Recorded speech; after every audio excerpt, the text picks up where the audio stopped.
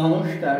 আজকে আমরা ক্লাস শুরু করছি প্রোনাউন নিয়ে এবং ইহার ক্লাসিফিকেশন সম্পর্কে। আগের ক্লাসে আমরা নাউন সম্পর্কে জেনেছিলাম, এবারে আমরা প্রোনাউনের ক্লাসিফিকেশন সম্পর্কে জেনে নেব।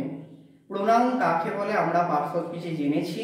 নাউনের পরিবর্তে যে ওয়ার্ড ব্যবহৃত হয় তাকেই বলা হয় প্রোনাউন বা সর্বনাম পদ। এবারে আজকে আমরা প্রোনাউনের ক্লাসিফিকেশন জানবো। 10 প্রকার ক্লাসিফিকেশন আছে, কিন্তু আজকে আমরা 4 প্রকার আলোচনা করব। পরের দিন ক্লাসে আরো বাকি নিয়ে আলোচনা করব। এবার দেখা যাক প্রোনাউন।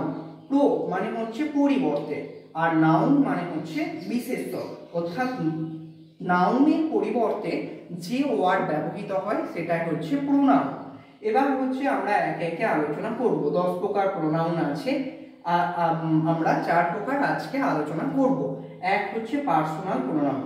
যে প্রোনাউন ব্যক্তি বা বস্তুর পরিবর্তে ব্যবহৃত হয় সেগুলো হচ্ছে পার্সোনাল প্রোনাউন। পার্সোনাল প্রোনাউনের মধ্যেই পড়ছে আমাদের 3 প্রকার person: first person, second person, third person. First person কি কি? I, we. সেকেন্ড পার্সন হচ্ছে ইউ। থার্ড পার্সন হচ্ছে হি, সি, দে, ইট। এগুলো হচ্ছে আমাদের থার্ড পার্সন। এবারে হচ্ছে এই সবগুলো I, we, you, he, she, they, it, এগুলো সবগুলোই হচ্ছে পার্সোনাল প্রোনাউন বা ব্যক্তিবাচক বা বস্তুবাচক সর্বনাম। ঠিক আছে, এবারে আমরা পার্সোনাল প্রোনাউন বিভিন্ন ক্ষেত্রে ব্যবহৃত হয় সেগুলো একটু জেনে নেব। কোথাও নমিনেটিভ কেস হিসাবে ব্যবহৃত হয়, কোথাও অবজেক্টিভ কেস হিসাবে ব্যবহৃত হয়, কোথাও অবজেক্টিভ কেস হিসাবে, কোথাও নমিনেটিভ কেস হিসাবে ব্যবহৃত হয়, সেগুলো একটু দেখে নেব। যেমন হচ্ছে আই, উই, হি, সি, দে।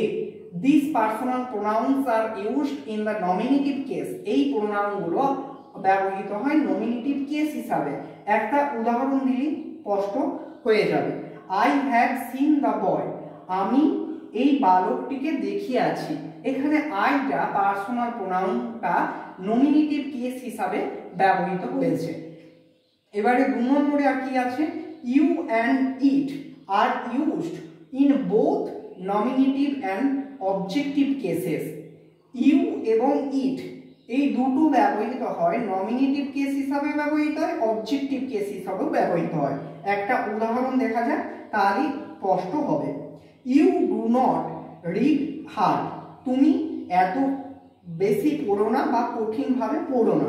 এখানে ইউটা ব্যবহৃত হয়েছে নমিনেটিভ কেস হিসাবে ব্যবহৃত হচ্ছে। এবারে 3 নম্বরে কি আছে? Me, us, him, they are always used in objective case. এগুলো হচ্ছে অবজেক্টিভ কেস হিসাবে ব্যবহৃত হয়। একটা উদাহরণ দেখা যাক, প্লিজ হেল্প আস। এখানে আসটা হচ্ছে অবজেক্টিভ কেস হিসাবে, আস পার্সোনাল প্রোনাউনটা হচ্ছে অবজেক্টিভ কেস হিসাবে ব্যবহৃত হয়েছে। এবার হচ্ছে ইট পার্সোনাল প্রোনাউন, কিন্তু ইটের আবার বিভিন্ন ক্ষেত্রে ব্যবহৃত হয়। ইট পার্সোনাল প্রোনাউনটা ইট কোথায় কোথায় ব্যবহৃত হয় না? It use for lifeless things and animals. It ব্যবহৃত হয় জীবনহীন জিনিস বোঝাতে এবং পশুদের ক্ষেত্রে ব্যবহৃত হয়। একটা উদাহরণ দেখা যাক। একটা উদাহরণ কি না? The bird builds it nest, মানে পাখিরা প্রস্তুত করে ইহার বাসা। এখানে হচ্ছে না, এখানে কি না, ইটটা হচ্ছে ইটস, মানে birds, the bird builds it nest, মানে পাখিরা বাসা, ইহাদের বাসা প্রস্তুত করে। ইটসটা হচ্ছে এখানে ব্যবহৃত হয়েছে অচেতন পাখি হিসাবে ব্যবহৃত হয়েছে। এরপর দেখা যাক আমাদের, তাহলে পার্সোনাল প্রোনাউন বোঝা গেল। ব্যক্তি বা বস্তুর পরিবর্তে ব্যবহৃত হয় যে প্রোনাউন, সেটাই হচ্ছে পার্সোনাল প্রোনাউন। এবারে হচ্ছে পজেসিভ প্রোনাউন। পজেসিভ প্রোনাউন কি? সাবজেক্টের অধিকারে কোনো জিনিস থাকলে সেটা হচ্ছে পজেসিভ প্রোনাউন। অধিকারে থাকা, এক কথায় হচ্ছে পজেসিভ প্রোনাউন হচ্ছে অধিকারে থাকা বোঝালে সেটা হচ্ছে পজেসিভ প্রোনাউন। যেমন হচ্ছে my, our, your, his, her, their, etcetera. এগুলো হচ্ছে পজেসিভ প্রোনাউন হিসাবে ব্যবহৃত হয়। পজেসিভ প্রোনাউন নাউন এবং প্রিপোজিশনের পরে বসে। পজিটিভ প্রোনাউন কোথায় বসে? নাউন এবং প্রিপোজিশনের পরে বসে। একটা উদাহরণ দিয়ে বুঝে নেওয়া যাক। একটা হচ্ছে দিস বুক ইজ মাইন, মানে এখানে হচ্ছে দিস বুক ইজ মাইন, এই বইটি হয় আমার। এখানে হচ্ছে নাউনের পরে বসছে, নাউনের পরে বসছে, অর্থাৎ মাইনটা হচ্ছে এখানে positive pronoun. This letters are mine, this letters মানে এই চিঠিগুলি হয় অফ আমার। মাইন এখানে হচ্ছে অফ অর্থাৎ প্রিপোজিশন, অফের পরে বসছে, মাইনটা হচ্ছে এখানে এখানে কি না পজিটিভ প্রোনাউন মাইন। তাহলে পজিটিভ প্রোনাউন কোথায় বসে? না নাউনের এবং প্রিপোজিশনের পরে বসছে। আমরা উদাহরণ দিয়ে দেখে নিলাম। দিস বুক ইজ মাইন, মাইনটা এখানে হচ্ছে পজিটিভ প্রোনাউন, আর দিস লেটার্স আর মাইন, মাইনটা এখানে হচ্ছে পজিটিভ প্রোনাউন। পজিটিভ প্রোনাউন তাহলে কি বোঝা গেল? না নাউনের পরে এবং প্রিপোজিশনের পরে বসে। আর পজিটিভ প্রোনাউন কি ক্ষেত্রে ব্যবহৃত হয়? না কোনো কিছু সাবজেক্টের অধিকারে থাকলে, কোনো জিনিস থাকলে সেটা হচ্ছে পজিটিভ প্রোনাউন। এবারে আসছি আমরা রিফ্লেক্সিভ প্রোনাউন। রিফ্লেক্সিভ প্রোনাউন কি? না ভার্ব এর সাবজেক্ট এবং ও অবজেক্ট একই ব্যক্তি বা বস্তু বোঝাতে এই প্রোনাউন ব্যবহৃত হয়। ভার্বের সাবজেক্ট এবং অবজেক্ট একই ব্যক্তি বা বস্তু বোঝাতে এই প্রোনাউন ব্যবহৃত হয়। যেমন হচ্ছে আই থাকলে মাই সেলফ হবে, উই থাকলে আওয়ার সেলফ হবে, ইউ থাকলে ইয়োর সেলফ হবে, হি থাকলে হিমসেলফ হবে, ইট থাকলে ইটসেলফ হবে, সি থাকলে হারসেলফ হবে, দে থাকলে দেমসেলফ হবে। অর্থাৎ আমরা কি দেখলাম? প্রোনাউনের সাথে সেলফ এবং সেলফস যুক্ত থাকে। এসইএলএফ এবং এসইএলভিইএস এই ওয়ার্ডগুলো যুক্ত থাকলে তখন আমরা রিফ্লেক্সিভ প্রোনাউন তাকে বলতে পারি। যেমন একটা এক্সাম্পলের সেন্টেন্সে এক্সাম্পল দেখে নেওয়া যায়। আই হার্ট মাই সেলফ, আমি নিজেকে নিজে আঘাত করলাম।